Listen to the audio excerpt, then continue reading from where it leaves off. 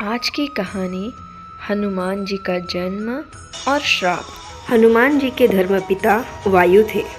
इसी कारण उन्हें पवन पुत्र के नाम से भी जाना जाता है। बचपन से ही दिव्य होने के साथ साथ उनके अंदर असीमित शक्तियों का भंडार था।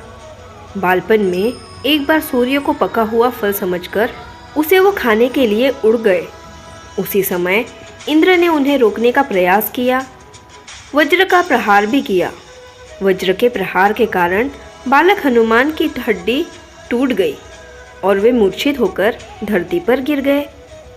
इसी घटना से कुपित होकर पवन देव ने संसार भर में वायु का प्रभाव रोक दिया, जिसके कारण सभी प्राणियों में हाहाकार मच गया।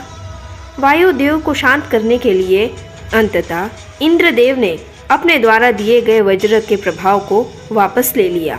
साथ ही साथ अन्य देवताओं ने बालक हनुमान को कई वरदान भी दिए। अद्यापि वज्र के प्रभाव ने हनुमान की ठुड्डी पर कभी न मिटने वाला चिन्ह छोड़ दिया।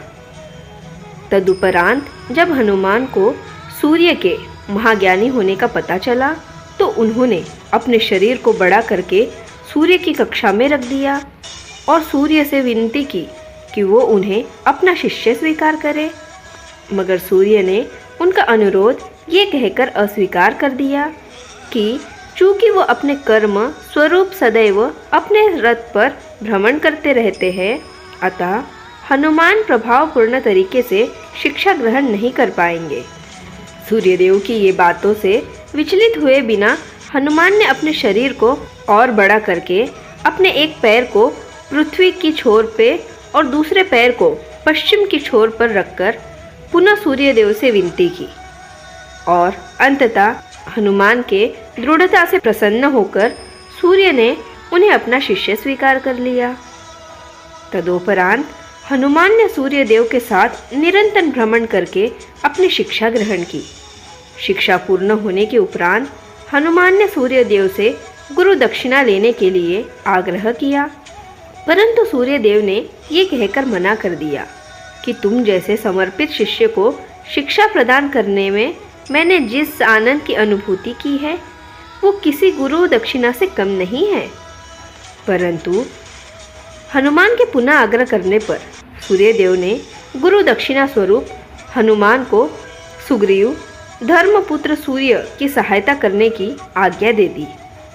हनुमान की इच्छानुसार सूर्यदेव का हनुमान को शिक्षा देने का सूर्यदेव के अनंत अनादि नित्य अविनाशी और कर्म साक्षी होने का वर्णन करता है। हनुमान जी बालपन में बहुत नटखट थे। वो अपने इस स्वभाव के साधु संतों को सता देते थे। बहुधा वो उनकी पूजा सामग्री और आदि वस्तुओं को भी छीन झपट लेते थे। उनके इस नटखट स्वभाव से रुष्ट होकर साधुओं ने उन्हें अपने शक्तियों को भूल जाने का एक लघु शाप दे दिया। इस शाप के प्रभाव से हनुमान अपनी सब शक्तियों को अस्थायी रूप से भूल जाते थे और पुनः किसी अन्य के स्मरण कराने पर ही उन्हें अपनी असीमित शक्तियों का स्मरण होता था। ऐसा माना जाता था कि अगर हनुमान शाप रहित होते तो रामायण में राम रावण युद्ध का स्वरूप बहुत ही न्यारा होता।